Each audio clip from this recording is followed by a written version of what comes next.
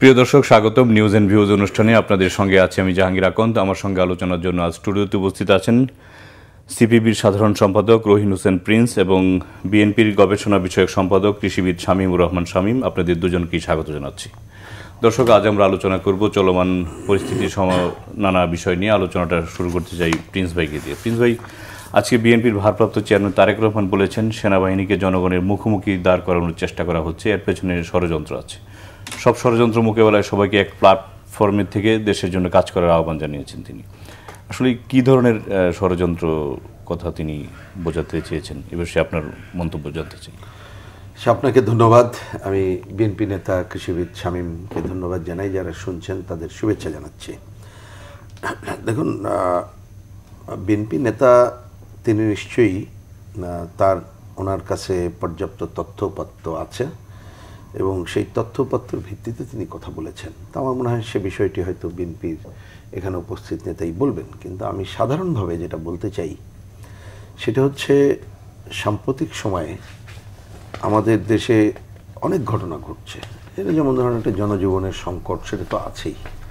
খালি এই জনজীবনের সংকট বলতে যে মনে হলো, আমরা যখন এখানে কথা বলছি, আমাদের এই ঢাকার পুরনো পল্টন এলাকায় শ্রম ভবন আছে। ওইখানে কিন্তু শ্রমিকরা ঈদের আগে বেতন মুনাসের দাবিতে আন্দোলন করতেছে এবং সেখানে গতকাল কিন্তু একজন শ্রমিক হার্ট অ্যাটাক হয়ে মারাও গেছেন। তো সেটা একটা দিক। এটা হচ্ছে আমাদের সমাজ ব্যবস্থার নানা সংকটের একটা দিক এবং এটা আমরা জানি যে সামনে ঈদ, আমিও হয়তো আমার নারীর টান এলাকায় যাব, উনিও যাবেন, ওই এলাকার মানুষের প্রত্যাশা একটা থাকবে, সেটা একটা দিক। কিন্তু এই যে সামগ্রিক সংকট, এইটা উত্তরণের একটা পথ হচ্ছে রাষ্ট্র সমাজ কিভাবে চলবে, সেই জায়গাটার উপরে দেখতে হয়। এখন আমরা এইবার আমি আপনার ওই কথাটাই আসছি, যেটা আপনি প্রশ্ন তুললেন, ওই জায়গাটায় আমি আসছি, খালি সেটা একটু বোঝার জন্যে যে এইবার আমরা কিন্তু একটা গণ অভ্যুত্থানের মধ্য দিয়ে একটা সরকারের অধীনেই আছি, যাকে আমরা নানাভাবে সমর্থন করেছি এবং এখনও তার প্রতি অনেক তার দুর্বলতাকে সমালোচনা করলেও তার প্রতি আমরা সমর্থন রেখেছি। তাইলে এই সরকারের প্রধান কাজটা কি, বা আমাদের এই যে সামগ্রিক অনেক দিন ধরে সংকট, সেটা উত্তরণের পথের অন্যতম পথ কি? অন্যতম পথ হচ্ছে এটা একটা অনির্বাচিত সরকার, নির্বাচিত সরকারের হাতে ক্ষমতা তুলে দিতে হবে। এখন ওই যে ষড়যন্ত্র শব্দটা আমরা বিভিন্ন সময় ব্যবহার করি, কিন্তু ওইটাই মানুষ বোঝে বলে আমাকেও বলতে হচ্ছে। তা আমি এইভাবেই দেখি, বা আমরা দেখি বিভিন্ন সময় যখন আলাপ আলোচনা হয়, যে এখন সব কিছু মিলে একটা বড় সংকট যাচ্ছে। যে নির্বাচনী যাত্রা আমরা শুরু করেছি, সেই নির্বাচনী যাত্রার ধরেন মোটামুটি এটা তো সেটেলড হয়েই আছে যে কোনোভাবেই আমরা 25কে অতিক্রম করব না, পারলে 25-এর মধ্যেই আমরা নির্বাচিত সরকার হাতে ক্ষমতা হস্তান্তর করব, কোনোভাবেই এর বাইরে যাব না। তাহলে আমি দেখি যে নানামুখী যে ঘটনাবলী সবই হচ্ছে এই নির্বাচনকে ঘিরে, নির্বাচন পেছানো বা নির্বাচন যাতে অনিশ্চিত হয়, নির্বাচন যাতে সংকটে পড়ে, এইটাকে ঘিরে। এবং এইটাই রিসেন্টলি ষড়যন্ত্র, তাহলে এটাই আমার বিবেচনা। আমি বলছি যে এইটাই হচ্ছে একটা অন্যতম জায়গা, আরও অনেকগুলো আছে সেটা বলা যাবে। আমি বলছি এইটা একটা ব্যাপার, আরও দু একটা আছে, সেটা আমি হয়তো পরের পার্টে বা সুযোগে বলতে পারি। তো রিসেন্টলি এই জায়গাটায় দেখেন, একটা নির্বাচন যদি আমাদের, যদি না, আমাদের তো করতেই হবে, পরিষ্কার কথা, এখানে যদি টদির মধ্যে নাই, যদি কিন্তু এগুলো একেবারে বাতিল, আমরা আমাদের রাজনৈতিক আলোচনাতে এগুলো বাতিল করে দেবো, সব গণতান্ত্রিক রাজনীতিগুলো করতেই হবে, পরিষ্কার কথা আমাদের কাছে। তা সেইটা আমরা যে নির্বাচন করব, তাহলে করতে গেলে জনগণ, আমরা যতটুকু সংস্কার করা দরকার করব, জনগণ যাতে ভালো ভোট দিতে পারে, ভোট যাতে ঠিকমতো গোনা হয়, গোনার পরে যারা জিতবে তাদের হাতে যাতে ক্ষমতা হস্তান্তর করা এবং তারা যাতে জনগণের সমর্থন নিয়ে কাজটা করতে পারে। তাহলে সেক্ষেত্রে আমাদের যে সেনাবাহিনী, তাদের কিন্তু একটা বড় ভূমিকা থাকবে। সেনাবাহিনীকে, তার মানে এই কথা আবার কেউ যেন ভুল না বোঝে, নির্বাচনে ওনাদেরকে নিতেই হবে, নট দ্যাট, সেটা সময় বলে দেবে। কিন্তু আমি বলছি তাদের ক্রেডিবল পজিশনটা, এই যে এতদিন ধরে গণ অভ্যুত্থান এবং তার সর্বশেষ পজিশন পর্যন্ত যেটা আছে, এইটাকে যদি কোনোভাবেই প্রশ্নবিদ্ধ হয় এবং সংকট তৈরি হয়, তাহলে কিন্তু আলটিমেটলি আপনি নির্বাচনে যেমন সংকটে পড়বে, আর জনজীবন যে অন্য সংকটের কথা বললাম, সেটা তো আরও বেশি কি বলে প্রসারিত হবে। সুতরাং এইটা যেভাবে আমরা এই রিসেন্টলি যেটা দেখলাম, এটা আসলে মোটেই কাম্য না। এটা একটা আরেকটা ছোট্ট কথা খালি বলি, আমি আমার রাজনীতিতে এই যে ইতিহাসে এইবারের যে ঘটনা আমরা অন্ততপক্ষে সেনাবাহিনীর অনেক দুর্ঘটনা আছে, তারা ক্ষমতা দখল করেছে, তারা অনেককে কি বলে যে আমাদের নির্বাচিতকে একাংশ, সবাই না, হত্যার মতো যজ্ঞের সাথেও তারা জড়িত ছিল, সেটা অন্য উপাখ্যান। কিন্তু সেনাবাহিনী নিয়ে একটা নর্মাল পরিবেশে এই ধরনের কথাবার্তা আমি জানি না যে ইতিহাসে বলে কিনা অতীতে কখনো এটা হয়েছে। সুতরাং এটা কোনো কাম্য না। এই গণ অভ্যুত্থানে তো সেনাবাহিনীও আপনার জাতির বা জনগণের সাথে যেভাবে নিঃসন্দেহে এটা নিয়ে কোনো আনকোশ্চেন। কারণ তারা যেভাবে যে সময় তাদেরকে মাঠে নামানো হয়েছিল, তারা যদি কথার কথা সোকল্ড আইন শৃঙ্খলা রক্ষার, আমি কোড আনকোড সোকল্ড বললাম, রক্ষার জন্য কাজ করতে আরো বেশি ব্লাডশেড হতো। তা সেক্ষেত্রে তো তার আমি বলবো যে অন্তত পক্ষে ওই জায়গাটা তো দায়িত্বশীল ভূমিকা পালন করেছে। সুতরাং আমরা চাইবো যে অন্তত পক্ষে, ইতিমধ্যে আমরা যদি বুঝে থাকি, সেনাপ্রধান কিন্তু বারবার বলেছেন যে তিনি নির্বাচিত সরকার ভোট হোক সেটা চায় এবং ওনারা ব্যারাকে ফিরে যেতে চান। তাহলে আমাদের এমন কিছু করা উচিত মোটেই ঠিক হবে না যা তাদেরকে শুধু প্রশ্নবিদ্ধ করে না। কারণ সেটা মনে রাখতে হবে, সরি একটু কথা বলি, ধরে নেন আমরা এই যে তিনজন আলোচনা করছি, আমাদের এর বাইরে অনেক বন্ধুরা আছেন যারা আমাদের কিন্তু এই অনুষ্ঠানে সহায়তা করছেন। কিন্তু যদি পরিবেশটা এরকমের হয় যে পরিবেশ শুধুমাত্র ধরেন আপনাকে কেউ কোশ্চেন করলো, কিন্তু আপনাকে কোশ্চেনে কিন্তু শুধুমাত্র আপনার উপরে প্রভাব পড়ে না, আমাদের উপর পড়বে, আমাদের পেছনে যারা আছে তাদের উপরে প্রভাব পড়বে, পুরো অনুষ্ঠানটাই কিন্তু সংকটে পড়ে যেতে পারে। তা কেউ যদি মনে করে আরে আমি তো জাহাঙ্গীর সাহেবকে বলছি, তাতে অন্যদের অসুবিধে কি, তিনি বোকার স্বর্গে বাস করছেন। কারণ এইটা যেহেতু একটা যৌথ টিম, তখন এমন কিছু করা উচিত হবে না যাতে করে তাদের যৌথ কার্যক্রমে ক্ষতিগ্রস্ত করে। শামীম ভাই, তারেক রহমান সাহেব যেটা বলেছেন যে সেনাবাহিনীকে জনগণের মুখোমুখি দাঁড় করানোর চেষ্টা করা হচ্ছে, এর পেছনে ষড়যন্ত্র আছে। তো আমরা বেশ কদিন ধরে দেখেছি যে একটি নতুন রাজনৈতিক দলের পক্ষ থেকেই এই অভিযোগগুলি করা হয়েছে। তো কি ধরনের ষড়যন্ত্র আসলে থাকতে পারে? ধন্যবাদ জাহাঙ্গীর ভাই আপনাকে।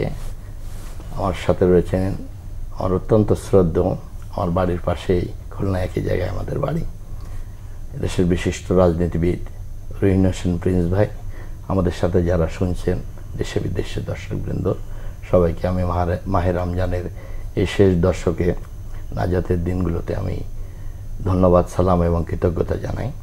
আপনি একটু আগে আমার প্রিন্স ভাই বলেছেন, খুব চমৎকারভাবে তুলে ধরেছেন। আমাদের আজকের এই অন্তর্বর্তীকালীন সরকারের এই প্রায় 7 মাস অতিক্রান্ত হয়েছে, যেটি সবচেয়ে গুরুত্বপূর্ণ। আমাদের ভারপ্রাপ্ত চেয়ারম্যান, আগামী দিনের রাষ্ট্রনায়ক, সবচেয়ে বড় এবং জনপ্রিয় রাজনৈতিক দল, সংখ্যাগরিষ্ঠ মানুষের প্রতিনিধিত্ব করে বিএনপি, সেই দলের ভারপ্রাপ্ত চেয়ারম্যান তারেক রহমান চমৎকারভাবে যৌক্তিক কথাটা তুলে ধরেছেন দেশবাসীর উদ্দেশ্যে। আজকে আমাদের এই কঠিন একটা সংকটের মধ্যে, জুলাই গণঅভ্যুত্থানের মধ্য দিয়ে আমরা এই 7 মাস অতিক্রান্ত করছি। অস্থিতিশীল বহুবিধ সংকটে বাংলাদেশ পড়ে আছে। এর মধ্যে স্বাধীনতা সার্বভৌমত্বের সংকট, গণতন্ত্রের সংকট, আমাদের কর্মসংস্থানের সংকট, আভ্যন্তরীণ আইন শৃঙ্খলার সংকট, দেশি বিদেশি চক্রান্ত অপপ্রচার সংকট, বহুবিধ সংকটে, অর্থনৈতিক সংকট, সামাজিক রাজনৈতিক নিরাপত্তার সংকট। এর মধ্যে আমাদের একটি মাত্র প্রতিষ্ঠান আমাদের, কিন্তু যেটা প্রিন্স ভাই বলেছে, বিগত জুলাই গণঅভ্যুত্থান আন্দোলনে সেনাবাহিনী যদি জনগণের এই আন্দোলনের সাথে সম্পৃক্ত হয়ে সমর্থন নৈতিকভাবে না দিত, তারা যদি সোকল্ড পুলিশের সাথে সম্পৃক্ত হতো, আরো অনেক রক্তপাত হতো, ভিন্ন খাতে প্রবাহিত। সেই প্রেক্ষাপট থেকে আমি মনে করি সেনাবাহিনী প্রধান সহ প্রতিটি সেনা সদস্য তাদের নৈতিক দায়িত্ব পালন করে একটি কঠিন সংকট থেকে বাংলাদেশকে রক্ষা করেছে। আজকে আমাদের এই দেশের আভ্যন্তরীণ নিরাপত্তা এবং আমাদের জাতীয় নিরাপত্তা, স্বাধীনতা সার্বভৌমত্বকে রক্ষা করার প্রধান কবচ হলো আমাদের সেনাবাহিনী। সেনাবাহিনীকে কোনো অবস্থাতেই জনগণের মুখোমুখি করা যাবে না, জনগণের কাছে বিতর্কিত করা যাবে না। এই জায়গাটা আমাদের অস্তিত্ব, আমাদের সার্বভৌমত্ব, আমাদের এই রাষ্ট্র হিসেবে টিকে থাকার প্রধান রক্ষা কবচ। যেটা প্রিন্স ভাই বলেছেন একটু আগে, দীর্ঘ সময় বাংলাদেশে এটা কখনো হয়নি। সেনাবাহিনী সম্পর্কে এই ধরনের কথাবার্তা বলার কারোর সমীচীন না, যদিও হয়ে থাকে সেটা এইভাবে ওপেন করা উচিত না গণমাধ্যমে। কারণ এতে করে জনগণের সাথে সেনাবাহিনী একটা সাংঘর্ষিক ধারণা জন্মাতে পারে। কারণ জনগণের শক্তি নিয়ে সেনাবাহিনী প্রতিফলিত হবে, কাজ করবে, তাদের মনোবল ভেঙে যাবে। আমাদের যদি সেনাবাহিনীকে আমরা রক্ষা না করতে পারি, আমাদের দেশের অস্তিত্ব থাকবে না, আমরা রক্ষা করতে পারবো না। এটা একটা অত্যন্ত গুরুত্বপূর্ণ বিষয়। আমি মনে করি সমস্ত রাজনৈতিক দলেরই সমস্ত নেতা নেতৃবৃন্দ সবাইকে এই বিষয়ে অত্যন্ত কঠোর দায়িত্বশীল ভূমিকা পালন করা উচিত। আমাদের সেনাবাহিনীকে আমাদের কোনোভাবেই জনগণের বিরুদ্ধে বা অপপ্রচার চালিয়ে এর সুনাম ক্ষুণ্ণ করা আমাদের সমীচীন হবে না, এটা আমি মনে করি। কারণ এটা আমাদের স্বাধীনতা সার্বভৌমত্ব রাষ্ট্র হিসেবে টিকে থাকার সর্বশেষ রক্ষা কবচ, আমাদের জাতীয় নিরাপত্তা, জাতীয় স্বাধীনতা সার্বভৌমত্ব রক্ষার প্রধান কবচ। এই দৃষ্টিকোণ থেকে আমাদের ভারপ্রাপ্ত চেয়ারম্যান সাহেব দেশবাসীকে সতর্ক করেছেন, সবাই ঐক্যবদ্ধ হয়ে এই ফ্যাসিবাদের বিরুদ্ধে যতগুলো রাজনৈতিক দল লড়াই সংগ্রাম করে জীবন দিয়ে 17 বছরে, বিশেষ করে 17 বছরে গণতান্ত্রিক আন্দোলনে শহীদ হয়েছেন, তারা তো দেশে গণতন্ত্র ফিরে আনার জন্য শহীদ হয়েছেন। শেষে ছাত্ররা জীবন দিয়েছে, হাজার হাজার ছাত্ররা, সবাই ছাত্র জনতা ঐক্যবদ্ধ হয়ে আজকে একটা সুফল আমরা পেয়েছি। আমরা দ্বিতীয়বারের মতো নতুন করে স্বাধীন হয়েছে বাংলাদেশ। এই প্রেক্ষাপটে আবার যদি একটি সংকট তৈরি হয়, এই সেনাবাহিনীকে মুখোমুখি করা হয় জনগণের, এই অপপ্রচারটা আমাদেরকে রুখে দাঁড়া দেবে। সবাইকে ঐক্যবদ্ধ হয়ে দলমত নির্বিশেষে দেশ বিরোধী সমস্ত ষড়যন্ত্র ঐক্যবদ্ধ হয়ে জাতিকে ফ্যাসিবাদের বিরুদ্ধে যেভাবে আমরা ঐক্যবদ্ধ হয়ে আমরা বিজয় ছিনিয়ে এনেছি, এই ঐক্যতা সুদৃঢ় করে আমাদেরকে সামনে ষড়যন্ত্র মোকাবেলা করে এদেশের স্বাধীনতা সার্বভৌমত্ব গণতন্ত্রকে আমাদেরকে রক্ষা করতে হবে। এর কোনো বিকল্প পথ সামনে খোলা নেই। এই জন্য এই সরকারের কাছে আমাদের প্রথম থেকে আমরা বলছি যে বহুবিধ সংকট নিরসন করার জন্য এই অনির্বাচিত সরকার, এই সরকার কিন্তু সেটার সমস্যার সমাধান করতে পারবে না। এই সরকারের সামনে এই চ্যালেঞ্জ মোকাবিলা করার জন্য নির্বাচিত সরকারের কোনো বিকল্প নেই। কারণ এই সরকারকে প্রথম থেকেই সব দল সমর্থন দিচ্ছে, কিন্তু এই সরকারের এই 7 মাসের পরিচালনায় তাদের ভুল ত্রুটি, ব্যর্থতা, অভিজ্ঞতার অভাবও রাষ্ট্র পরিচালনায় পরিলক্ষিত হয়েছে, দেশবাসী দেখতে পাচ্ছে। কিন্তু এই সরকারকে সংস্কারের নামে এত বেশি টাস্ক হাতে নিয়ে আপনি তো দীর্ঘ সময় সংস্কার করে নির্বাচন দীর্ঘায়িত করলে জনগণের মাঝে একটু বিরূপ প্রতিক্রিয়ার সৃষ্টি হতে পারে। সেই জন্য আমাদের অনুরোধ রয়েছে বারবার, এই সরকার যুক্তি সময়, যেটা প্রিন্স ভাই বলেছেন, ডিসেম্বরের মধ্যে একটি রোডম্যাপ ঘোষণা করে জাতীয় নির্বাচন দিয়ে জনগণের প্রতিনিধিত্বশীল সরকার গঠন করার জন্য এই সরকার সবচেয়ে বেশি মনোযোগী হবে। তারপরে অন্য গুরুত্বপূর্ণ সংস্কারগুলো, এটাই আমাদের। প্রিন্স ভাই, এই যে এনসিপির নেতারা সার্জিস বলেন, হাসনাত আবদুল্লাহ বলেন, তো তারা বৈঠক করেছে 11 তারিখে, আর তারও 1 সপ্তাহ পরে তারা এইসব কথাবার্তা বলছে। তো এই এখন আবার মানে বলছে যে মানে অন্যরকম ভিন্নভাবে ব্যাখ্যাও দিচ্ছে। মানে এটি কি মানে ইমেচিউর পলিটিক্সের মানে ফল এটা, নাকি মানে তারা কেন এরকম হজবরল ধরনের কথাবার্তা বলল? দেখুন, আসলে এই বিষয়টি মন্তব্য করতে ইচ্ছা করে না, কিন্তু যেহেতু আসছে, আপনি জিজ্ঞেস করেছেন, আমি কয়েকটা ডাইমেনশন শুধু তুলে ধরি। প্রথমে এটাকে তো আমি ধারণা করি যে কেউ স্বীকার করবে, কারণ এখন যাদের কথা বললেন তারা তো এখন রাজনৈতিক দল গঠন করেছে। আগে যেই থাকুক না কেন, তাদের তো রাজনীতিক। তা আসলে কি এটা কোনো রাজনীতিকের দায়িত্বশীল আচরণ?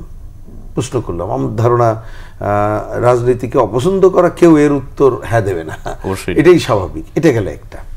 কিন্তু প্রশ্নটা হচ্ছে, শুধুমাত্র কি ইম্যাচুরিটিতে এই কথাটা তুলল? রাজনীতি এত সহজভাবে বোধহয় বিবেচনা করা ঠিক হয় না, এটা হচ্ছে আমার পরিষ্কার বক্তব্য। তাহলে সেক্ষেত্রে বরঞ্চ তাদেরকে পরিষ্কার করতে হবে যে তারা এই কথাটা কেন বলল। এবং আপনি যে নামগুলো বললেন এবং যে দলের কথা বললেন, আমরা যেটা সোশ্যাল মাধ্যমে বা পত্রিকার মাধ্যমে দেখলাম, তাতে দেখবেন এক একজনের এক এক কথা। হ্যাঁ, এবং অন্য একজনও তো বলল, আরেকজন কি নাম যেন, সে বলল তাহলে দুইজনের একজন সত্য বলছেন, আরেকজন মিথ্যা বলছেন। তার মানে এইটা তো হয়ে গেল কি, যে আপনি ঘটনার গভীরে সংকটকে আরও বেশি, এটা এত বেশি ছড়িয়ে দেওয়া হলো, মানুষের মধ্যে এটা একটা ভিন্ন ধারণা চলে গেল। তাহলে আমার পয়েন্টটাকে আমি এটা নিয়ে কি অন্য কথার দিকে না যেয়ে বলতে চাই যে শুধু একটা যদি ইম্যাচুরিটি হয়ে থাকে তাহলে তো দ্রুতই এর একটা সমাধানটাই করে ফেলানো উচিত ছিল, কিন্তু আমি তো তা দেখছি না। দেখছি নানামাত্রাভাবে ডালপালা গজানোর চেষ্টা করছে। শুধু তাই না, এই সরকারের মধ্যে আছেন একজন উপদেষ্টা, তিনিও ওত নিছেন। এইখানে অনেক আলাপ আলোচনা হয় যেটা রাষ্ট্রীয় প্রোটোকলের বাইরে, শপথ ভঙ্গ করা উচিত না, বা ধরেন একটা ঘটনা আপনার আমার সাথে হয়তো অফ এয়ার একটা আলোচনা হলো, সেইটাকে তো আমার ওপেন করাটাও যথাযথ তো হয় না। এইটা তো মিনিমাম চিন্তা রাখতে হবে, এইটা তাহলে আমি করতে পারি, কোনো বিশেষ উদ্দেশ্য থাকতে পারে। আর ইম্যাচুরিটির কথা যেটা বললেন, কিন্তু আমি মনে করি তারা যে জায়গাগুলোতে এখন আছে তাহলে এটি ইম্যাচুরিটির কথা বলে কিন্তু পার পাওয়া যাবে না। বরঞ্চ যেটা হয়েছে এই জায়গাটা থেকে আমি বলবো যে যাদের সম্পর্কে কথা উঠেছে, যারা বলেছে তাদেরকে পরিষ্কার করতে হবে এবং সরকারকে এ বিষয়ে সুনির্দিষ্ট পদক্ষেপ নিয়ে জিনিসটাকে এন্ড করতে হবে। আমরা কিন্তু এন্ড করতে চাই, মানে এইটাকে একটা দাড়ি টানতে চাই। কারণ দাড়ি না টানলে আলটিমেট যে লক্ষ্যের কথা আমরা বললাম, কারণ এটা তো এরকম না যে ঠিক আছে ভাই একটা নির্বাচিত সরকার শুধু 5 বছর ক্ষমতায় থাকবে, সুতরাং 5 বছরের সরকারকে খালি বলবো যে আচ্ছা 5 বছরে আপনি আসেন থাকেন, কিন্তু অমুককে সরিয়ে দিয়ে অমুক করেন তমুক করেন, তাহলে জায়গা তো সেইটা না। এবং আমরা যাদের যে বাহিনীটির কথা বলছি, আমরা তো তাদের এই যে গণতন্ত্র উত্তরণের জন্য শুধুমাত্র ভোটের সমর্থন না, এইবার ধরেন এই আলোচনা তো আরও আছে, অন্যদিকে যাচ্ছি না, আরেকটা পয়েন্ট তুলে ধরি। সেটা মনে রাখতে হবে এই যে আমরা গণতন্ত্রের পথে, ভোটের গণতন্ত্র, তাদেরই সব মানে দুধের নহর বয়ে যাবে সেটা না, অনেক সময় লাগবে, সেটা অন্য আলোচনা। তাহলে সেইটা যাওয়ার ক্ষেত্রে আমাদের দেশের যেমন প্রতিটি মানুষের দায়িত্ব আছে, আমাদের সেনাবাহিনী এবং অন্য যত বাহিনী আছে তারা দেশের মানুষ হিসাবে এবং দায়িত্বশীল, তাদের যে দায়িত্ব সে অনুযায়ী কিন্তু তাদেরও ভূমিকা অনেক আছে। এবং সেক্ষেত্রে মনে রাখতে হবে একটা পতিত শক্তি সংকট তৈরি করতে চাইতে পারে, আমাদের দেশের নানা উপশক্তি আছে তারা সংকট তৈরি করতে চাইতে পারে, ভূরাজনৈতিক কারণে আধিপত্যবাদী সাম্রাজ্যবাদী শক্তি কিন্তু নানা সংকট তৈরি করতে চাইবে। তো সেই জায়গায় যদি আমাদের মধ্যে এই সংকটগুলো হয় এবং এই ধরনের একটা কি বলবো দায়িত্বশীল বাহিনী তাকে যদি এই ধরনের প্রশ্নবিদ্ধর জায়গায় তারা চলে যায়, তাহলে আলটিমেটলি সুযোগটা পাবে কারা? খালি কিন্তু আগের পার্টে যেটা বললাম যে নির্বাচন দীর্ঘায়িত সেই সংকট না, তাহলে পুরো এই যে অপশক্তির, যে অপশক্তি মানে একটা না, নানা ধরনের যেটা আছে তারা সুযোগ পেয়ে যাবে। তাহলে ফলটা কি হবে? এত বড় একটা গণ অভ্যুত্থান করা হলো রক্ত দিয়ে এবং লক্ষ লক্ষ মানুষ রাস্তায় নেমে তার মনে একটা আকাঙ্ক্ষা হলো, আপনি সেইটা যদি ধূলিসাৎ হয়ে যায় তাহলে এই দায় কে নেবে? এই দায় নেওয়া তো আমাদের কারোর উচিত হবে না, বরঞ্চ এইটা হলেই ওই অপশক্তি সুযোগ পাবে। অপরিপক্ক কাজ করেছে, হ্যাঁ অপরিপক্ক। আমি তো বলছি যদি অপরিপক্ক হয় তাহলে তো তালিকার দ্রুত অন্য ব্যবস্থা নেওয়া হচ্ছে না। যদি অপরিপক্ক না বিশেষ উদ্দেশ্য আমি জানি না, আমি সবটাই বলছি, কারণ একজন রাজনীতিবিদ হিসাবে যখন কেউ কথা বলে নিশ্চয়ই হিসাব নিকাশ করে বলেছে। আমি বলছি সেই হিসাবটা বাংলাদেশের একটা মানুষ দেখান যে বলবে যে এটা তারা গুটি কয়েক ছাড়া যেটা এটা ভালো কাজ হয়েছে। তাহলে কেন এক একদিন এক এক কথা বলে? তাহলে এখনো পর্যন্ত ইতিমধ্যে তো এটা বোধহয় প্রায় 72 ঘন্টা অতিক্রম হয়ে গেল, ওই 72 ঘন্টার মধ্যে কিন্তু আমরা এই সলিউশনটা পেলাম না। আমরা এই পর্যায়ে এইটাকে শেষ করেই আমরা কিন্তু যে অগ্রগতির কথা বললাম ওই ধারাটায় আমরা যেতে চাই। আমি আপনার কাছে যাচ্ছি যে এনসিপির রাজনৈতিক ভবিষ্যৎ কি? না, এটা আপনি সময় সেটা বলে দেবে, সময়ের প্রেক্ষাপটে সেটা প্রমাণিত হবে। আজকে দেখুন, আমি এখানে বলতে চাই যে ছাত্ররা যে দল করেছে আমরা তাদেরকে সাধুবাদ জানাই, আমাদের দলও অভিনন্দন জানিয়েছে। আপনি জানেন তাদের লক্ষ্য নিয়ে রাজনৈতিক দল করছে, জনগণ যদি তাদের লক্ষ্য উদ্দেশ্য আদর্শ পছন্দ করে তাদেরকে দিবে, সমর্থন দিবে, এটা আমাদের কোনো সমস্যা নেই। সমস্যা হচ্ছে এখানে, মূল সমস্যা এসে দাঁড়াচ্ছে এখানে, যখন এই অন্তর্বর্তীকালীন সরকার তাদের আচরণে কর্মকাণ্ডে যদি কোনো বিশেষ রাজনৈতিক দলের পক্ষপাতিত্ব করে বা কিংস পার্টির দলে তারা সুযোগ সুবিধা নিয়ে অন্য রাজনৈতিক দলগুলো সেখান থেকে সেই সুযোগ সুবিধা না পাইল, তারা অগ্রাধিকার পাইল, সেটা কিন্তু এই সরকার অন্তর্বর্তীকালীন সরকারের নিরপেক্ষে হারাবে, জনগণের মাঝে প্রশ্নবিদ্ধ হবে। এই প্রশ্ন কেন তুলছেন? এটা তুলছে এই কারণে তারা কিন্তু সরকারেও রয়েছে আবার রাজনৈতিক দলেও রয়েছে, এই জিনিসটা কিন্তু আপনাকে বুঝতে হবে। আজকে তারা যে দাবি করছে গণপরিষদ নির্বাচন করার বলেছে, আজকে আমাদের গণপ্রজাতন্ত্রী বাংলাদেশ 54 বছর অতিক্রান্ত হচ্ছে, আমাদের একটা সংবিধান আছে। এই সংবিধানকে গত 17 বছর খুনি হাসিনা সরকার মূল চরিত্রকে, মূল প্রস্তাবনা প্রেমবেলকে কাঠামোগত যে পরিবর্তন এনেছে কাটাছেঁড়া করে দলীয় সংবিধানে পরিণত করেছে। এই সংবিধানকে সমস্ত রাজনৈতিক দলের মতামত নিয়েই একটি বৃহৎ জাতীয় ঐক্য গড়ে তুলে সংশোধনী এনে সংশোধিত সংবিধান আপনি প্রণয়ন করতে পারবেন, এটা কিন্তু প্রবলেম হবে না, যেটা আমাদের সাবেক মন্ত্রী স্থায়ী কমিটির সদস্য সালাউদ্দিন সাহেব তুলে ধরেছেন যৌক্তিকভাবে। আজকে গণপরিষদের করার দীর্ঘ 54 বছর পরে একটি নতুন করে জন্ম নেয়নি তো বাংলাদেশ। আপনি সংবিধানের প্রস্তাবনায় মূল প্রেমবেলে আপনি 71-এর মুক্তিযুদ্ধে আমাদের আর 24-এর গণ আন্দোলনকে অন্তর্ভুক্ত করতে চান, কেন আপনি তাহলে 7ই নভেম্বরকে আপনি এখানে স্থান দিতে পারছেন না? 90-এর স্বৈরাচারকে আপনি আন্দোলনের সংগ্রামে আপনি দিতে পারছেন না? আমি কি দাবি করতে পারি না? জনগণ পারে না মূল সংবিধানে এটাকে সন্নিবেশিত করা? এটা তো নতুন করে প্রশ্নের জন্ম দেওয়া হচ্ছে। আপনাকে এই গণপ্রজাতন্ত্রী বাংলাদেশ প্রথম থেকে এটা হয়ে আসছে, একটা স্বীকৃত, সেটা তো আপনাকে পরিবর্তন করার কোনো প্রয়োজন নেই। আপনাকে এই জায়গাটাতে আমাদের আসতে হবে। মূল সংস্কার যেটা যেটা প্রিন্স ভাই বলেছেন, আমাদের সালাউদ্দিন সাহেব স্ট্যান্ডিং কমিটি মেম্বার তুলে ধরেছেন, যৌক্তিকভাবে তুলে ধরেছেন। আপনি কিছু কিছু বিষয় সংস্কার কমিশন আপনি এবং সাংবিধানিক কাউন্সিল গঠন করার যে প্রস্তাব করেছেন, যে ক্ষমতা দেয়া হয়েছে এই কাউন্সিলের মধ্যে, যে ক্ষমতা দেওয়া হয়েছে কিছু প্রতিষ্ঠানের প্রধানদেরকে নিয়ে, ব্যক্তি কিছু অনির্বাচিত ব্যক্তি এবং কিছু প্রতিষ্ঠানের প্রধানদের নিয়ে সাংবিধানিক কাউন্সিল গঠন করার প্রস্তাব করা আছে। এটা যদি করেন, আপনি নির্বাচিত প্রতিনিধি যারা পার্লামেন্ট, তাদের ক্ষমতা খর্ব হবে, সাংবিধানিকভাবে সাংঘর্ষিক। এটা আপনি করতে পারেন না। সংবিধানের মূল চরিত্র হলো জনগণের ভোটে যারা নির্বাচিত তারাই রাষ্ট্র পরিচালনা করবে, তারাই সংস্কার করবে, তারাই এই পরিবর্তনটা আনবে।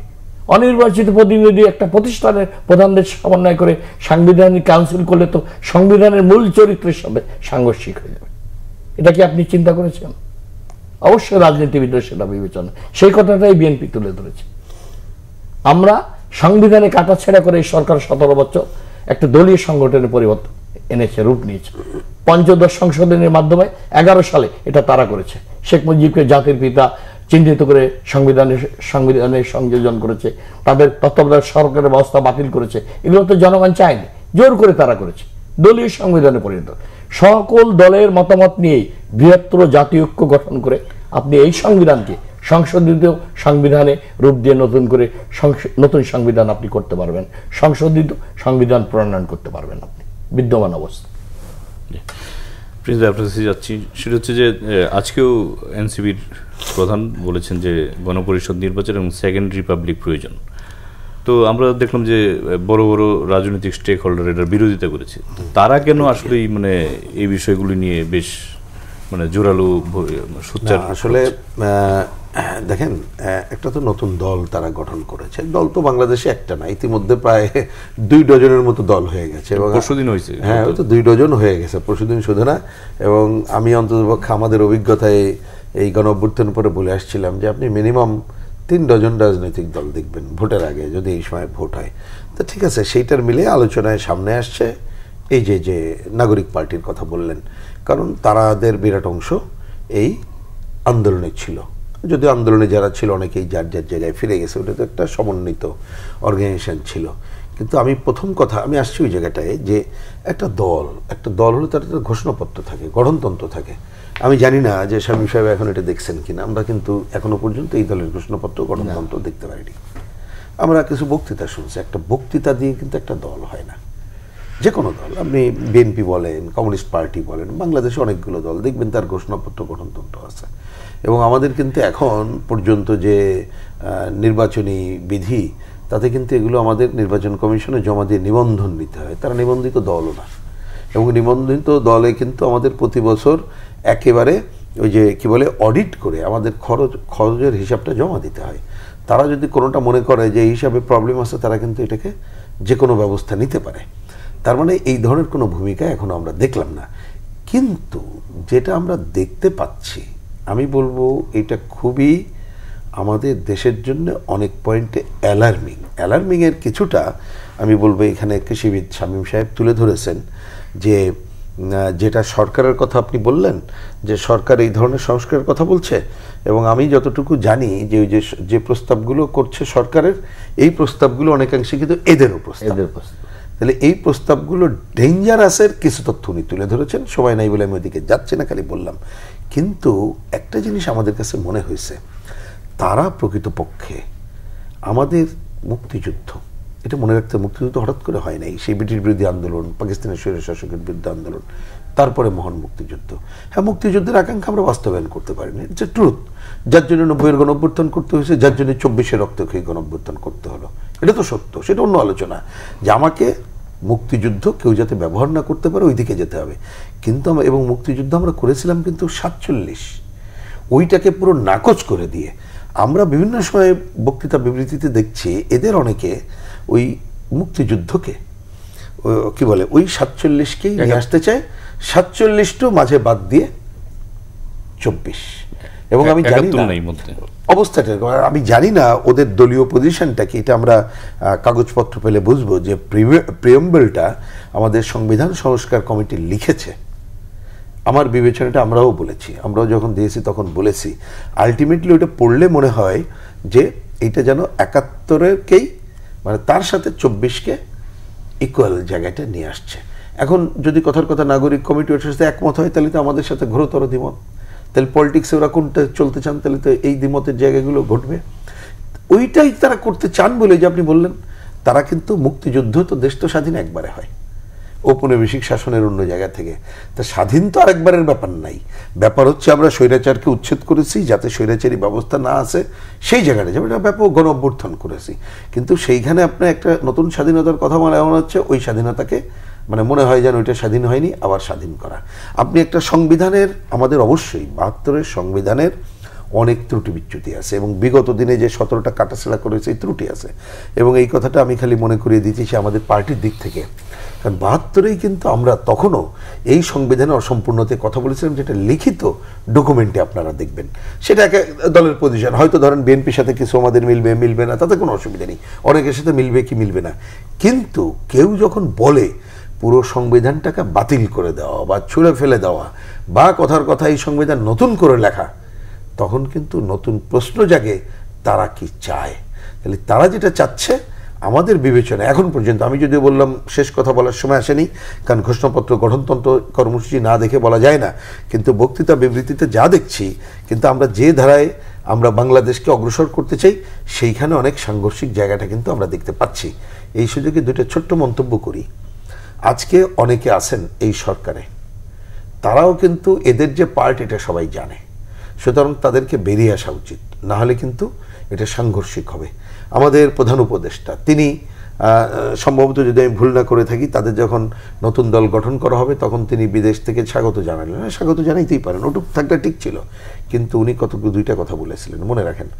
একটা বলেছেন তরুণরা আসুক চাই, হ্যাঁ ওটা তো আমরাও চাই, নতুন রাজনৈতিক দল হলে তো কেউ আপত্তি করবে না, তাদের যদি ভালো, অন্ততপক্ষে আমাদের মিলবে, না মিললে একসাথে চলবো, না মিললে চলবো না। কিন্তু এই সময় একটা কথা বলেছিলেন যে আমি আবার মনে করি যে প্রচলিত রাজনীতি এসে তারা যেন মানে মূল কথাটা হচ্ছে এরকম যাতে এটা খারাপ দিকে না চলে যায়। তার মানে প্রধান উপদেশটা কি, এই যে আমরা যে রাজনীতি যারা করি তাদেরকে অন্য ইঙ্গিত করেছেন, এবং সেইটাও যদি ওরা মনে করে সব খারাপ, হ্যাঁ বলতেই পারে, তাতে ভোটের সময় যে বলুক যে সব দল খারাপ আমি করবো, তা তো বটেই। যেমন আমরাও যখন ভোট করবো তখন তো বিএনপি সমালোচনা করবো, অন্যদের করবো, ওরা ভোটে গেলে আমাদের সমালোচনা করবে, সেটা অন্য জিনিস। কিন্তু পুরো রাজনীতিকে নাকচ করে যদি দল রাজনীতিক কিন্তু মুক্তিযুদ্ধ কোন করলো না, দল রাজনীতিক কিন্তু বিরাজনীতিকরণের ধারাকেই প্রমোট করলো, তাহলে সেইটা হবে সাংঘর্ষিক, এবং আগামী দিনে বাংলাদেশের রাজনীতিতে সেইটা একটা ক্ষতচিহ্ন হয়ে থাকবে, এটা মনে রাখতে হবে। একটা বিরতি নিয়ে আসি।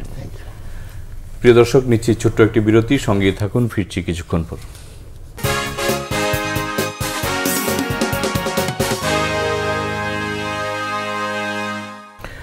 প্রিয় দর্শক, আবারও স্বাগত জানাচ্ছি নিউজ এন্ড ভিউজ অনুষ্ঠানে। ফিরছি আলোচনা, যাচ্ছি স্বামী ভাইয়ের কাছে। স্বামী ভাই, একটা শব্দ বেশ কয়েকদিন ধরেই চলতেছে, রিফাইন্ড আওয়ামী লীগ। তো আমরা যেটা দেখতে পাচ্ছি যে এই যে প্রায় 1 থেকে 1.5 হাজারের মতো ছাত্র জনতা হত্যা করা হলো, কিন্তু তাদের মধ্যে কোনো অনুশোচনা নেই, এবং আওয়ামী লীগ নিষিদ্ধ করার ব্যাপারেও বিভিন্ন কথাবার্তা আসছে। তো আপনার দল কি মনে করে? দেখুন, আমাদের ভারপ্রাপ্ত চেয়ারম্যান, আমাদের এদেশের সবচেয়ে জনপ্রিয় নেতা জনাব তারেক রহমান সাহেব সুস্পষ্টভাবে বলেছেন, আপনি দেখেছেন, এই দেশের এই বর্তমান পরিস্থিতিতে আমাদের ব্যর্থতার কারণে, অনৈক্যের কারণে কোনোভাবেই যেন পতিত খুনি স্বৈরাচার হাসিনার দোসর আওয়ামী লীগরা, যারা এই গত 17 বছর এদেশের গণতন্ত্রকে হত্যা করেছে, হাজার হাজার মানুষকে গুম খুন করেছে, বিচার বহির্ভূত হত্যাকাণ্ড ঘটিয়েছে, আয়নাঘর বানিয়ে মানুষকে হত্যা করেছে, দেশের অর্থনীতি লুট করেছে, একটি বিভীষিকাময় কলঙ্কজনক অধ্যায়ের রচনা করেছে 17 বছর। এই খুনি স্বৈরাচার বাংলাদেশের স্বাধীনতা সার্বভৌমত্ব ধ্বংস করেছে, গণতন্ত্র, মানুষের অধিকার কেড়ে নিয়েছে, মত প্রকাশের অধিকার, নাগরিক অধিকার, গণতান্ত্রিক সকল অধিকার কেড়ে নিয়ে একদলীয় বাকশাল কায়েম করেছিল গণতন্ত্রের ছদ্মবেশে। এই সরকার, এই খুনি হাসিনা সরকার কোনো অবস্থাতেই যেন নতুন করে পুনর্বাসিত না হতে পারে সেটার ব্যাপারে তিনি সতর্ক করেছেন। আমাদেরকে ঐক্যবদ্ধ হয়ে এই ষড়যন্ত্র মোকাবেলা করে এই আওয়ামী লীগ যাতে পুনর্বাসিত না হতে পারে সে ব্যাপারে তিনি দেশবাসীকে সতর্ক করেছেন। অত্যন্ত যৌক্তিক সময় যৌক্তিকভাবে তিনি তুলে ধরেছেন আমাদেরকে সামনে। আমরা দেখতে পাচ্ছি এই অন্তর্বর্তীকালীন সরকারের প্রশাসনে সহ উপদেষ্টা পরিষদেও এই পতিত স্বৈরাচারের কিছু দোষর রয়ে গেছে। তাদের কর্মকাণ্ড, কথাবার্তায় সেটা দেশবাসীর সামনে পরিলক্ষিত হচ্ছে। আমরা এটাও লক্ষ্য করছি, আজকে আমাদের নতুন ছাত্ররা যে দল করেছেন বিএনপিকে আওয়ামী লীগের সাথে তুলনা করছেন, বিএনপির বিরুদ্ধে অপপ্রচার করছেন, জিয়াউর রহমানকে নিয়ে কথা বলছেন, অনেক কথা বলছেন। এগুলো তাদের এটা রাজনৈতিক শিষ্টাচার, শালীনতার মধ্যে থাকা উচিত আমি মনে করি। তারা আমাদের ছোট ভাই, আমাদের সন্তান তুল্য।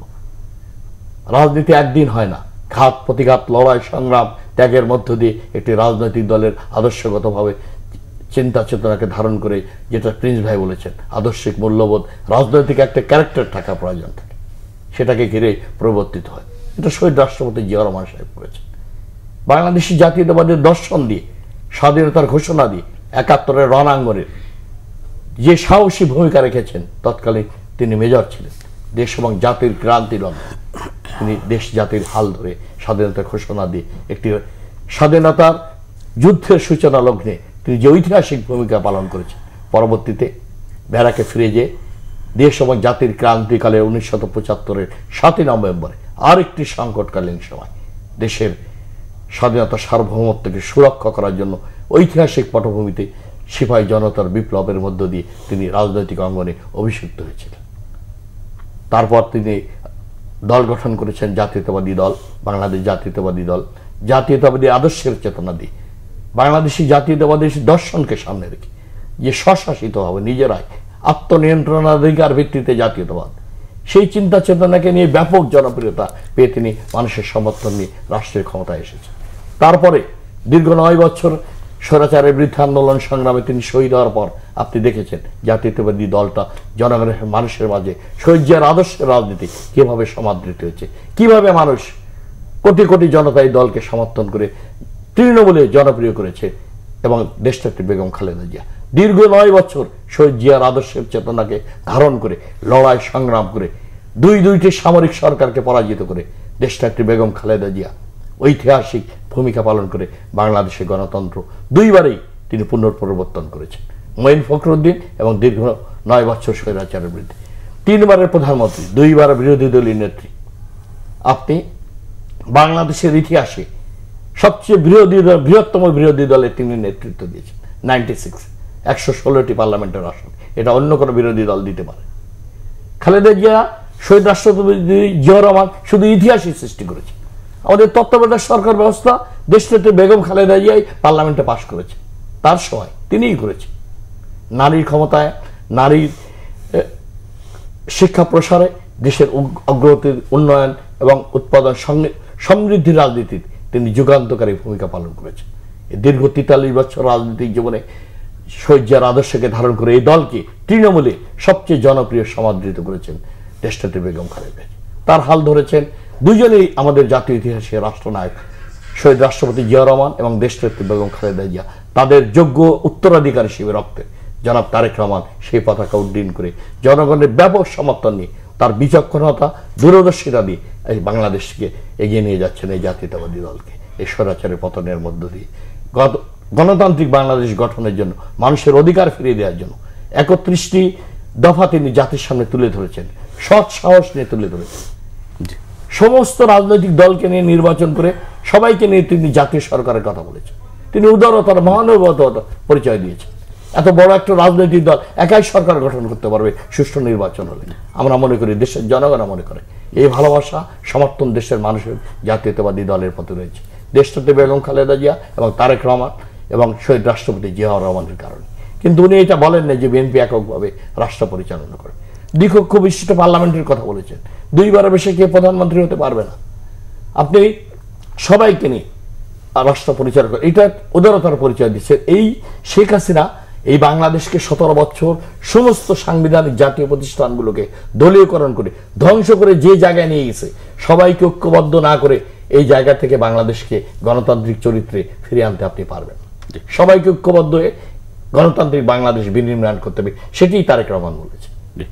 প্রিন্স ভাই, রিফাইন্ড আওয়ামী লীগের বেশ মানে কথাবার্তা শোনা যাচ্ছে, তো যে প্রশ্নটা স্বামী ভাই করছিলাম আপনাকেও বলছি যে তাদের মধ্যে তো কোনো অনুশোচনা নেই, তাহলে আওয়ামী লীগের রাজনীতি ভবিষ্যৎ কি?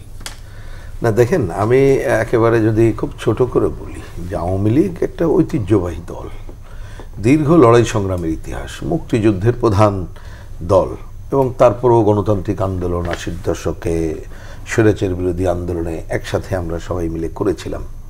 কিন্তু সর্বশেষ তারা একটা ভোটারবিহীন নির্বাচনের মধ্য দিয়ে ক্ষমতায় শুধু টিকে থাকে না, কর্তৃত্ববাদী স্বৈরাচারী যে ফ্যাসিস্টিক আচরণ করেছে এবং ক্ষমতায় থাকার জন্য যে ধরনের হত্যাযজ্ঞ সংগঠিত করেছে, তার ফলে মানুষ কিন্তু তাদেরকে এক অর্থে যে ধরনের পরিস্থিতি হয়েছে, বাংলাদেশের রাজনীতিতে অতীতে এরকম মানে ঘটনা ঘটে নাই।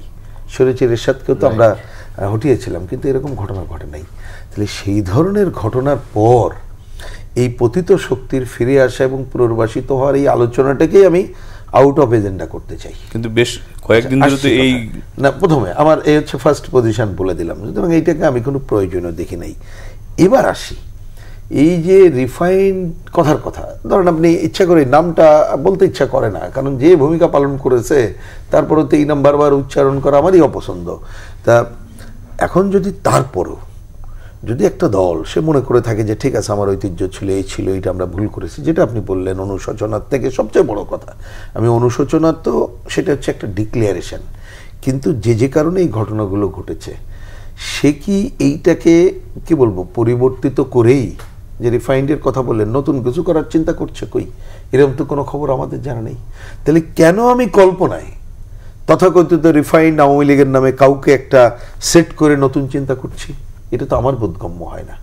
তাহলে এইটা তো আর একটা অন্য উদ্দেশ্য থাকতে পারে, ভিন্ন উদ্দেশ্য থাকতে পারে, সেই উদ্দেশ্যের মধ্যে আমরা নাই এবং সেটা উচিতই না। এবং বিশেষ করে গণঅভ্যুত্থানের মধ্য দিয়ে যেহেতু আমরা একটা অর্জন করেছি, এই অর্জনে হচ্ছে কোনোভাবে যাতে এই ধরনের স্বৈরতান্ত্রিক ফ্যাসিস্ট ব্যবস্থা না আসে, তার জন্যে ভোটের আগে ওই যে বললাম সংস্কারের যতটুকু আলোচনা হচ্ছে, আলোচনায় কিন্তু দেখবেন যে আগের সেই সমস্ত জায়গা থেকে, এটা আমার ব্যক্তিগত বুঝে এরকমের হয়েছে, উপলব্ধি কিন্তু সবার মধ্যে আছে। যে দল, হ্যাঁ অতীত দিনে তো শুধু আওয়ামী লীগ না, আরও অনেকে ক্ষমতায় ছিল, অনেকেই ভুল ত্রুটি আপনি পাল্লায় কম বেশি বলতে পারেন তো ছিল, কিন্তু সবাই কিন্তু উপলব্ধি করছে যে আজকে দুর্নীতি লুটপাট করে অবাধ টাকা কামাই করলে, অবাধ ক্ষমতার যদি ব্যবহার করি বা ব্যবহার করি, শেষ মুহূর্তে কিন্তু কোনোটাই কাজে লাগে না, সেই উপলব্ধি কিন্তু হচ্ছে। সুতরাং সেই হচ্ছে বিধায় আমি মনে করি গণতন্ত্রের অভিযাত্রা যদি ঠিক রাখতে পারি তাহলে এই আলোচনাটা অপ্রয়োজনীয়। আর এটা আমি কেন বা আমরা বা কোনো গোষ্ঠী কেন রিফাইন কাউকে নিয়ে করার চেষ্টা করবে? তাহলে এটা ভিন্ন উদ্দেশ্য।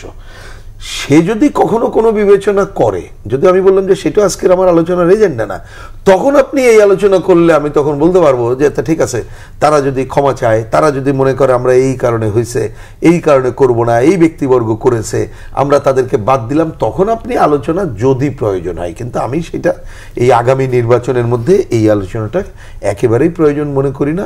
আমরা তাদেরকে আউট অফ সিলেবাসে রেখেই আমাদের বরঞ্চ কিভাবে ভালো একটা নির্বাচনের মধ্য দিয়ে যেতে পারি।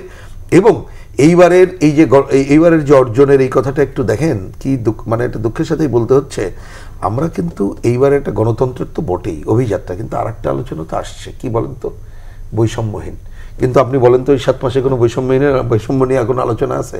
সরকারের পক্ষ থেকে আছে? এত সংস্কার কমিটি করেছে, বৈষম্য নিরসনে কোনো সংস্কার কমিটি করেছে? দুর্নীতির এটা নিয়ে একটা শ্বেতপত্র প্রকাশ করেছে, আপনি তার নিয়ে কোনো কথাবার্তা আছে? তাহলে এইটা বলছি না, বরঞ্চ আমরা দেখতে পাচ্ছি এই যে যারা বৈষম্য বিরোধী আন্দোলনের কথা বলে এখনো, তারাই নিজেরাই বৈষম্য করছে, অনেক দুর্নীতি লুটপাটে চলে যাচ্ছে, বৈষম্যহীন পরিবেশেই বাংলাদেশটা কিন্তু চলে যাচ্ছে। এবং যে কারণে বৈষম্যগুলো হয়, আমাদের দুর্বলতার কারণে এই বৈষম্যের যে আমরা যে সিন্ডিকেট শক্তি বলি, তারা কিন্তু দেখবেন কনসোলিডেটেড হয়ে যাচ্ছে। আমাদের বরঞ্চ সেই দিকেই নজরটা দেওয়া উচিত বলে আমার মনে হয়। আমি আপনার কাছে আসছি, সেটা হচ্ছে যে আওয়ামী লীগ তো ওই গণ অভ্যুত্থানের মধ্য দিয়ে তারা পতিত হয়ে গেছে, তো এখন যখন আবার নতুন করে তাদেরকে আলোচনার টেবিলে আনা হয়, তার মানে কি এটার পেছনে কোনো ধরনের ষড়যন্ত্র আছে? যেহেতু অবশ্যই যেটা ষড়যন্ত্র হচ্ছে, ঠিকই বলেছেন। এই প্রেক্ষাপটে তারা তো এখনো ক্ষমতা চায়নি।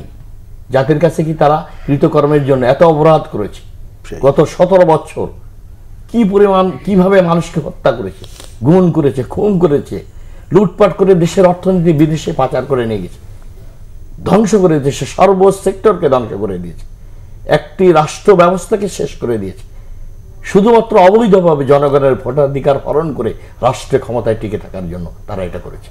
রাষ্ট্র শক্তিকে ব্যবহার করে, রাজনৈতিক শক্তি রাষ্ট্র শক্তিকে ব্যবহার করে জনগণের বিরুদ্ধে শোষণের হাতিয়ার হিসেবে ব্যবহার করছে। তারা এখনো অনুতপ্ত হয়নি, ক্ষমাও চায়নি, যেটা প্রিন্স ভাই বলেছে। তারা কিভাবে বাংলাদেশের রাজনীতিতে আসবে? পৃথিবীর ইতিহাসে নাই, গত 200 বছর ইতিহাসে নাই এরকম পৃথিবীর ইতিহাসে এবং ছাত্র গণ অভ্যুত্থানে এবং এমন একটি মানুষের জীবন দিয়ে এই স্বৈরাচারের পতন হয়েছে। ফিরে আসার কামব্যাক করার কোনো সুযোগই নাই, থাকবেই না। তাদেরকে অবশ্যই কৃতকর্মের জন্য মানবতা বিরোধী হাজারো অপরাধের সাথে তারা জড়িত, তাদেরকে বিচারের মুখোমুখি করে দৃষ্টান্তমূলক শাস্তির আওতায় আনতে হবে, এটা জনগণের প্রত্যাশা। জি, আমরা শেষের দিকে একেবারে আপনার কাছে আসছি। সেটা হচ্ছে যে গতকাল রাত গুজবের রাত ছিল যে শেখ হাসিনা চলে আসছে, অনেকেই পালিয়ে যাচ্ছে। তো এই যে এ ধরনের গুজব আসলে মানে দিয়ে আসলে কি উদ্দেশ্য হাসিল করতে চায়? আচ্ছা, গুজবের আগে আমি আগের কথার সাথে একেবারে উনি যেটা বলছে এটা বলি। আমাদের সামনে কিন্তু একটা বড় কাজ হচ্ছে, যারা এই হত্যাযজ্ঞের সাথে জড়িত নেপথ্যের নায়ক তাদের বিচার কাজ করতে কিন্তু আগের কাজ। আর এই যে এই গুজবকে আমার মনে হয় এটা অ্যাকচুয়ালি সোশ্যাল মিডিয়াতে এটা ঠিকই একটা প্রবলেমও, যে কোনটা সত্য মিথ্যা এগুলো কথা বঠিন। এই সব গুজব দিয়ে কোনো কাজ হবে না, বরঞ্চ আমাদের একটা কাজ করতে হবে। আমাদের যে এখন সরকার আছে, যে তথ্যের দায়িত্বে যারা আছে, তারা প্রকৃত ঘটনা, নিজের দুর্বলতা না দেখিয়েই প্রকৃত ঘটনা তুলে ধরতে হবে, আর এই গুজবগুলোকে মোকাবেলায় কাজ করতে হবে। আর আমি মনে করি যে বাংলাদেশে যদি ওই যে আমরা আজকেও যে আলোচনাগুলো করলাম, যদি অন্তর্বর্তীকালীন সরকার তার নিজের নিশানা ঠিক থাকে যে একটা নির্বাচন দেবে এবং রাজনৈতিক দলগুলোকে আস্থায় নিয়ে করবে, তাহলে এই কোনো গুজবে আমাদেরকে পিছু হটাতে পারবে না। জি, আপনি যদি শেষ করবো, সেটা হচ্ছে গণহত্যার বিচার কি সঠিক পথে এগোচ্ছে?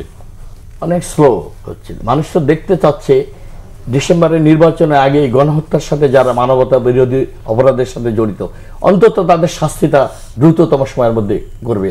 এই যে অপরাধ ট্রাইব্যুনাল কমিশন করে যেটাই বলেন, তাদের বিচারের মুখোমুখি দৃশ্যমান দেখতে চায় মানুষ। এটা স্লো গতিতে চলছে, এটা তো মানুষের প্রত্যাশা হচ্ছে, পূরণ হচ্ছে না মানুষের।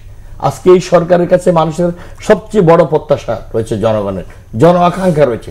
এই সরকার দৃশ্যমান পরিবর্তন, গণতান্ত্রিক চরিত্রে, রাজনৈতিক গণতান্ত্রিক চরিত্রে এটা করবে। কিন্তু এই সরকার চেষ্টা করছে, কিন্তু এই সরকারের সবচেয়ে বড় চ্যালেঞ্জ হিসেবে দাঁড়িয়েছে সবার অংশগ্রহণে যৌক্তিক সময় আপনি একটি ক্রেডিবল ইলেকশন, সবার গ্রহণযোগ্য সব দলের অংশগ্রহণে একটি নির্বাচন বন্ধ, এটি সবচেয়ে বড় চ্যালেঞ্জ এই সরকারটা। সেইটা করতে গিয়ে এই সরকার যদি কোনো দলের প্রতি বেশি অনুগত হয়ে সুযোগ বেশি দেয়, সেটাই সরকারের প্রশ্নবিদ্ধ হবে। জনগণের কাছে এই সরকারের নিরপেক্ষতা বজায় থাকবে না, জনগণ বিক্ষুব্ধ হবে এটা করে। আমি এটা সুস্পষ্টভাবে যেটা রিজ ভাই বলেছেন, এই সরকারের কর্মকাণ্ড এবং নিরপেক্ষতা অবশ্যই তাকে বজায় রাখতে হবে। সুষ্ঠু নির্বাচনী রোডম্যাপ ঘোষণা করে সংস্কারের পাশাপাশি দ্রুততম সময়ে একটি সুষ্ঠু নির্বাচন দিয়ে গণতান্ত্রিক বাংলাদেশের রূপটাকে এই সরকারকে ক্লিয়ার করতে হবে। তাই যেমন শাহাবুদ্দিন সাহেব শেষ করবেন, তিনি করেছেন।